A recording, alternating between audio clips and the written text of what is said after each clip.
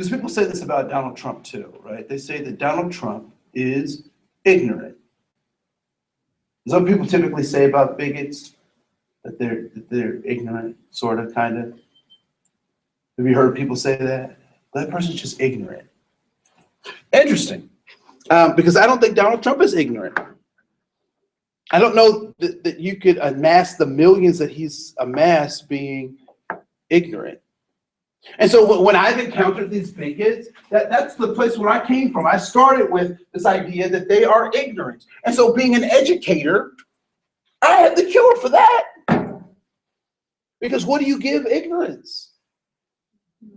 Education.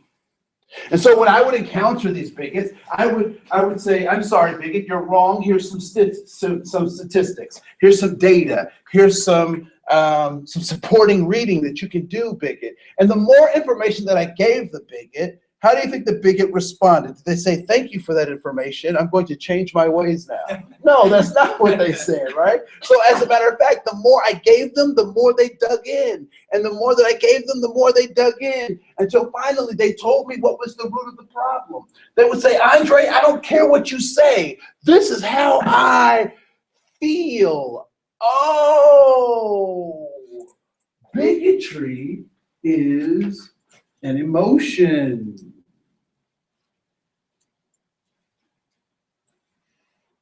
Bigotry is an emotion. It's not based on logic. It's not based on statistics. It's not based on real factual data. It's built on subjective emotional responses. At the Donald Trump rally, they asked the woman who was wearing a hijab to leave, and we don't know if she's Muslim or not, because there are more people who wear that, and there are different ways to wear the hijab that mean different things. And so we don't necessarily know that. We know that she was wearing one, and they asked her to leave. Was it logical? Was she doing anything to hurt anybody? Was she disruptive? And she wasn't. But that didn't matter because their response came from their emotions. Now, here's the funny thing about emotions. How do you change someone's emotions? And that is a trick question. You can't change somebody else's emotions, right? You can't change somebody's emotions. But you can help them change their emotions. How many people have had a sad friend, a friend who's had the blues? Not necessarily chemical depression, because that's a whole different kind of thing. But I'm just saying the blues. Their hamster died. Or just life stuff, right? How do you help them through that? Give them something to be happy about. Give them something to be happy about. Listen. You listen. You bring a PowerPoint presentation and some spreadsheets and say, look, this is why you should not be depressed. This is why you should not be sad. Look at all these things you got going for you. You got these 3 data points just right here. That should be enough to propel you out of your current state. No, that's not what you do. What do you do? Distract them with something else. Distract them with something else. Like what? Ice cream. Ice cream. Go get some ice cream. Valley Fair. Go to Valley Fair. You got some big bucks, dude. Right? Go to Valley Fair. You go hang out. Let's go to the mall. My friends and I, when we were young, we would go to Applebee's. It was a new place in town. It was called Applebee's. It was the hot spot in Dayton, Ohio, right? And on Wednesday night, and it was so funny because dudes communicate differently than ladies. We just communicate differently. We communicate the same things, just differently. And so my buddy and I would sit, at the bar. We weren't old enough to drink, but we would sit at the bar and we would have root beer and mozzarella sticks, which was weird because we did smoke a pipe. My freshman year in college, sophomore year in college, you could smoke a pipe, but you couldn't drink. It was just really weird. A tobacco pipe. So, and I don't know, it's got to be weird to see a little, 18-year-old with a tobacco. It was it was whatever. I was trying something out, right? So at any rate, so But no, when we would just sit next to each other and we talk about stuff, and then we throw in some kind of emotional stuff in the middle of our conversation, and then we back out to our stuff, Like, dude, that game was just, it was just, that, man, the way he hit him, that was good. He's like, yeah, that's good, man. Yeah, and she just dumped me, man. And she dumped me. Oh, man, that's too bad. Yeah. Yeah, man, that game, back to the game was, so we sneak that stuff in, right? But how do you change emotion? So if bigotry is based on an emotion, and that emotion is either, fear or anxiety or just not knowing about what the future's going to hold. If bigotry is that, or the fear that I'm going to lose something, someone's going to take something from me, blah, blah, blah.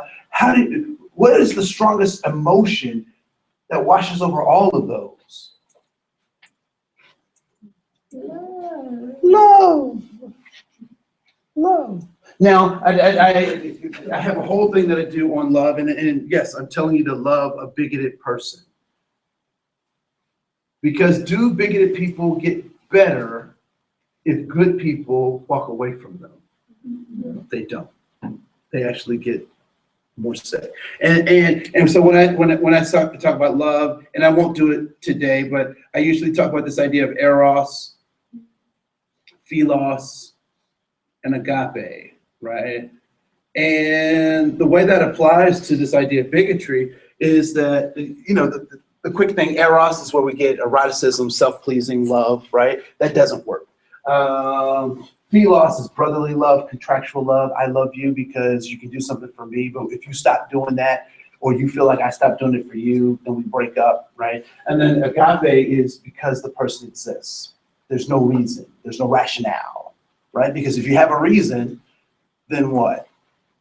If someone doesn't reach or come up to that reason, fulfill that reason, then you can break apart. But that's a whole other thing. So this idea of loving the bigot, and what I would suggest is that you tether yourself to that bigoted person in such a way that they can glean the greatness that you have, the goodness that is in you rubs off on them, right?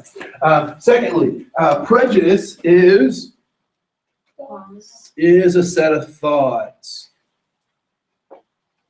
Right? Now, the funny thing about prejudice thinking, or people who have prejudicial thinking, is that their ideas actually kind of make sense, but they're applying them in the wrong context, right? So, what was the lady's name? She did cooking shows. No, not Rachel Ray. Older lady, white hair. Paula Deen said some stuff, and she got in trouble for saying it, right? So she said, I wish that we could go back to the good old days where Black people wore suits with the tie. It just really kind of bizarre stuff. And it sounds bizarre to us because we're not coming from her context. And so prejudiced people operate with thoughts that typically are not in parallel with the current context, right? So they're frozen. So how do you, another trick question, how do you change someone's thoughts? You don't change someone's thoughts. However, how do you help them to change their thoughts? So I used to talk to teenagers. Don't do it any longer. It's not worth my time. It doesn't even work. Don't talk to them. With teenagers, all I do now is ask questions. Whether I get a response or not. Because I know that it's working. There's a guy called, there's a show on called Perry Mason. And Perry Mason was like, are you down with Perry? Okay, yeah. So Perry Mason was like, he was really kind of suave. And he was attorney / private eye kind of guy.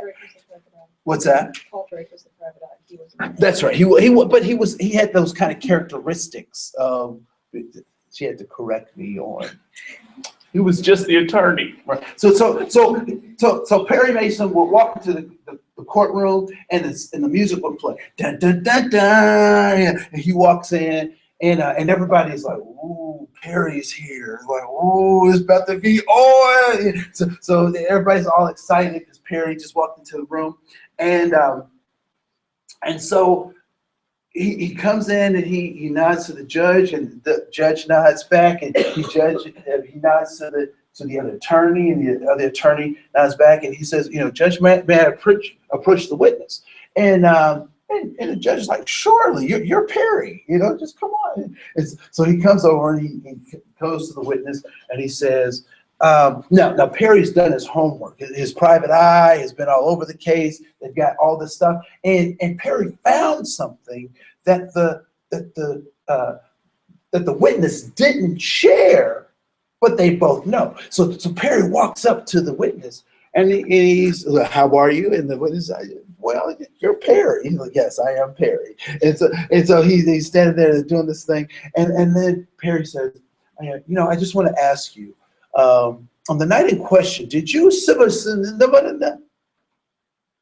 the other attorney said, "I object! I object!" The court is now in an uproar. And the judge is like, hey, order in the court, order in the court, sustain. And Perry says, "I apologize. I withdraw the question." Now, wait a minute. Perry is the super attorney. He's the attorney's attorney. Smart guy. Why would he ask a question that he knew was going to be thrown out of the official record? Yes. The jury still got to hear the question.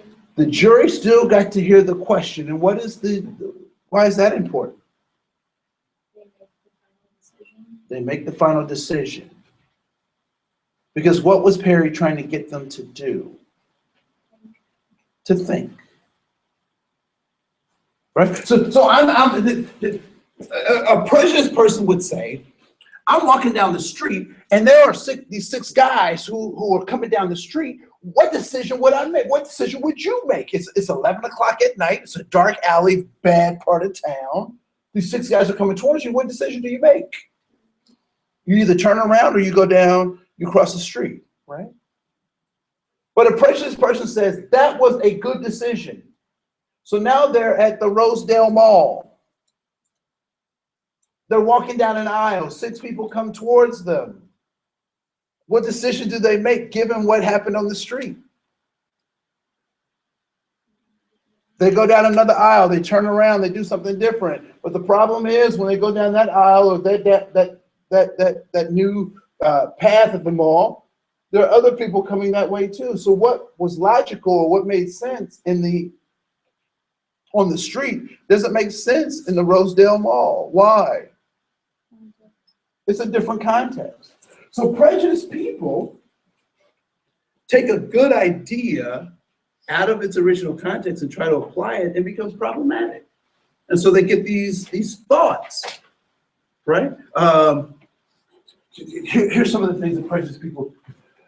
I didn't get that job because they gave it to all those minorities. Okay. Did you get a letter from the HR department that said, we're denying you because we're going to give these jobs to all the minorities? I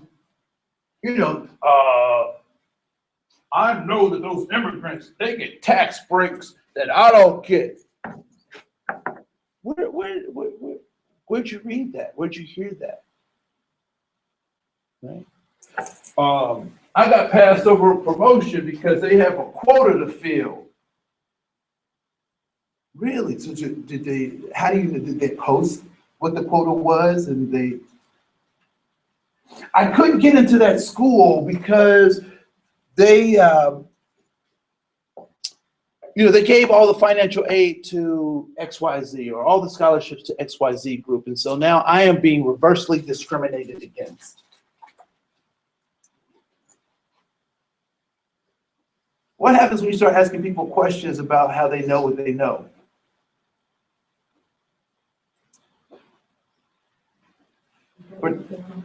What's that? They don't know, right? You start asking questions about, like some of those questions I just asked. You ask a prejudice person that, they start short-circuiting.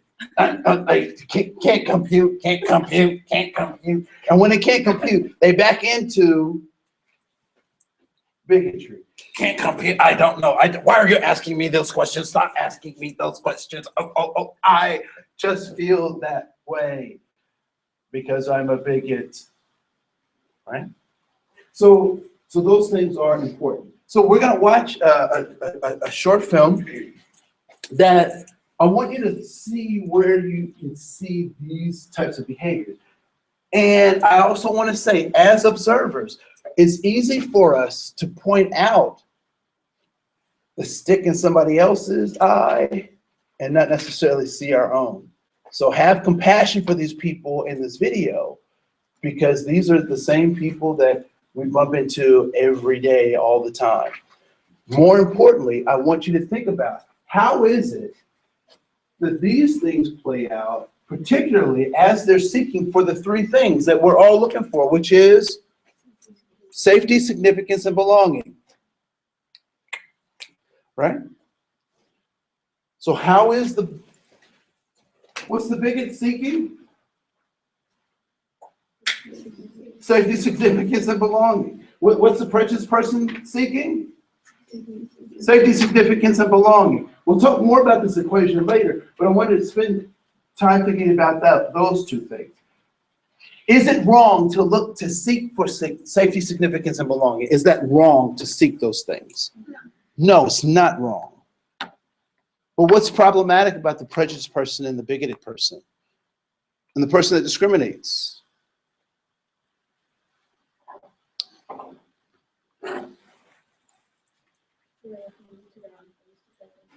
So they're looking to say that again? They're looking to the wrong things to fill those needs. They're looking to the wrong things to fill those needs.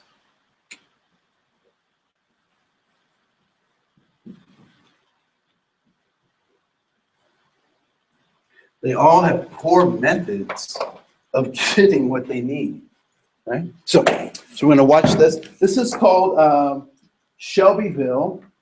Welcome to Shelbyville. And has anyone seen this? You think so? Okay, so I have one person. Okay. What was the context by which you saw this? It's just very familiar. I don't know where. Okay. It was in another education class, or? Yeah. Peoples and Cultures of Africa. Cool. No, that's not it. Questions, comments, observations. I think you guys have a lot of stuff this morning.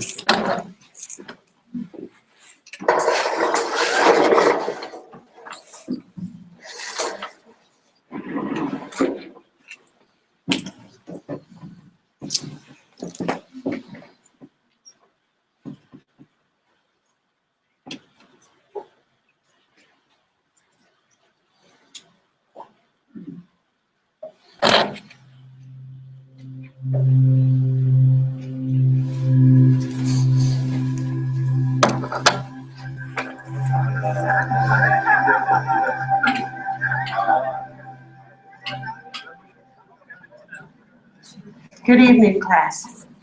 I will read first and then you repeat, okay?